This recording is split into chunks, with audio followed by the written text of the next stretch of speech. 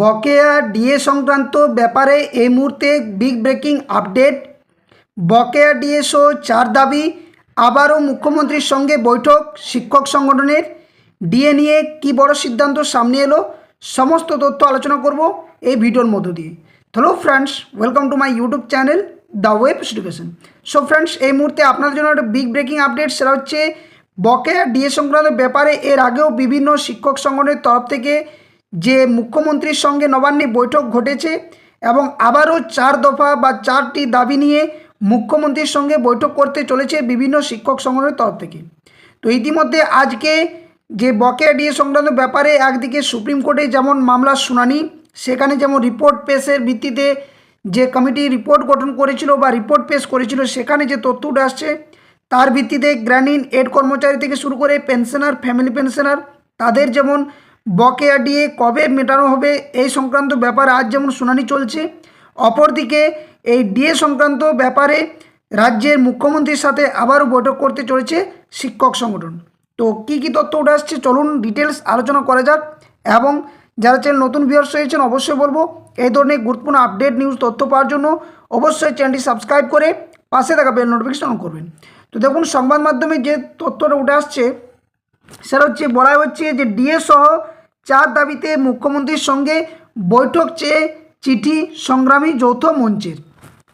তো কি বলছে এখানে না, রাজ্য সরকারি ও গ্র্যানিন এড কর্মীদের একাধিক দাবি নিয়ে মুখ্যমন্ত্রীকে সোমবার চিঠি দিল সংগ্রামী যৌথ মঞ্চ।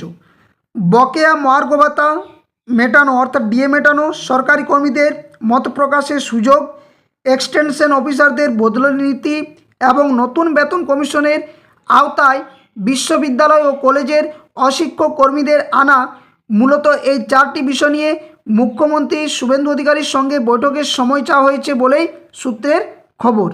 যেখানে বলা হচ্ছে যে 17 আগস্ট মুখ্যমন্ত্রীর কাছে পাঠানো চিঠিতে সংগঠনের তরফে বলা হয়েছে যে গ্র্যানিন এড কর্মীদের একাংশ এখনও প্রাপ্য বকেয়া ডিএ পাননি। দীর্ঘদিন ধরে তারা টাকা না পাওয়ায় তাদের আর্থিক সমস্যায় পড়তে হচ্ছে। সরকারি কর্মীদের সঙ্গে গ্র্যানিন এড কর্মীদের মধ্যে এই ব্যবধানও কমানো প্রয়োজন বলে জানিয়েছেন সংগ্রামী যৌথ মঞ্চের তরফ থেকে। এছাড়াও সরকারি কর্মীদের মত প্রকাশের স্বাধীনতার বিষয়টিও চিঠিতে তুলে ধরা হয়েছে।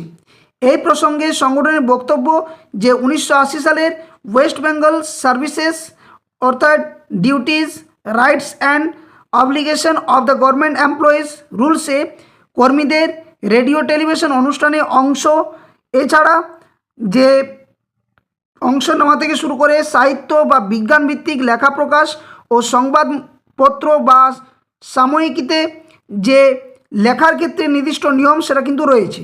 তো সরকারি গোপন তথ্য প্রকাশ বা জাতীয় সংহতি ও সাম্প্রদায়িক সম্প্রীতিতে প্রভাব ফেলতে পারে এমন বক্তব্যের ক্ষেত্রে বিধিনিষেধও কিন্তু রয়েছে। এই ক্ষেত্রে সংগঠনের দাবি যে সরকারি গোপনীয়তা ও দপ্তরীয় শৃঙ্খলা বজায় রাখার ক্ষেত্রে যে কর্মীদের বৈধ মত প্রকাশের সুযোগ থাকা দরকার। সাহিত্য ও সৃজনশীল কাজে যুক্ত কর্মীদের ক্ষেত্রে অতিরিক্ত বিধিনিষেধ তাদের কাজের উপর প্রভাব ফেলতে পারে বলেও জানানো হয়েছে। সবশেষে এক্সটেনশন অফিসারদের বদলি নীতি নিয়েও মুখ্যমন্ত্রীর হস্তক্ষেপ চেয়েছে সংগ্রামী যৌথ মঞ্চের তরফ থেকে।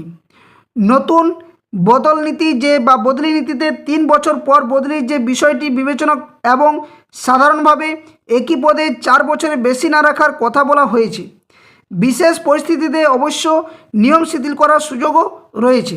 যদিও সংগঠনের দাবি যে বিভিন্ন দপ্তরে এক্সটেনশন অফিসারদের অনেকে 15 থেকে 20 বছর বা তারও বেশি সময় ব্লক স্তরে কাজ করেছেন, অনেক ক্ষেত্রে তাদের বাড়ির জেলা থেকে দূরে থাকতে হচ্ছে।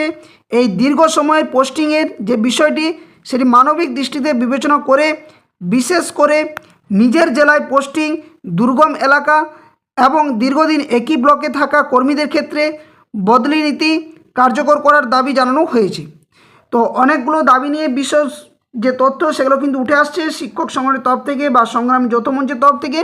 এবং আগামী যে দিনে যে বৈঠকটি হবে সেখানে অবশ্যই এই গ্র্যানিন এড কর্মচারী বা বিভিন্ন আরও যে পেনশনার, ফ্যামিলি পেনশন যারা রয়েছেন তাদের যে মহার্ঘ ভাতা বা ডিএ মেটানোর ব্যাপারে রাজ্য সরকারের হস্তক্ষেপ এবং এই যে বৈঠক, এখানে কিছু না কিছু আপডেট অবশ্যই উঠে আসার যে একটা ব্যাপার সেটা কিন্তু আসবে।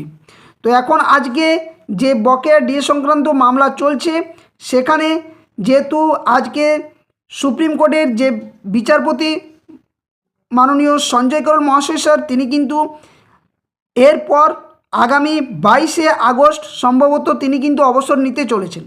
তো তার আগে অবশ্যই এই বকেয়া ডিএ সংক্রান্ত ব্যাপারে আজকের যে রায়দান সেটা অবশ্যই একটা গুরুত্বপূর্ণ এবং ভাইটাল বিষয় হয়ে দাঁড়াবে, যেখানে কমিটি রিপোর্টের সাথে বিভিন্ন সংগঠনের তরফ থেকে যে তথ্য বা অ্যাডভোকেট যারা রয়েছেন তারা কি পেশ করছেন, রাজ্য সরকারের বর্তমান স্ট্যান্ড কী রয়েছে, গ্র্যানিন এড কর্মচারীদের ব্যাপারটাই বা কতটা গুরুত্ব সহকারে দেখা হচ্ছে, বা 2008 থেকে 2019 পর্যন্ত ফিফথ যে পে কমিশন অনুসারে রাজ্যের যে কর্মচারীদের এআইসিপিআই অনুসারে 100% বকেয়া ডিএ মেটানোর ক্ষেত্রে কতটা রাজ্যের সদর্থক ভূমিকা রয়েছে, সেই সমস্ত বিষয়গুলো কিন্তু আজকে মামলার ভিত্তিতে উঠে আসার সম্ভাবনা রয়েছে।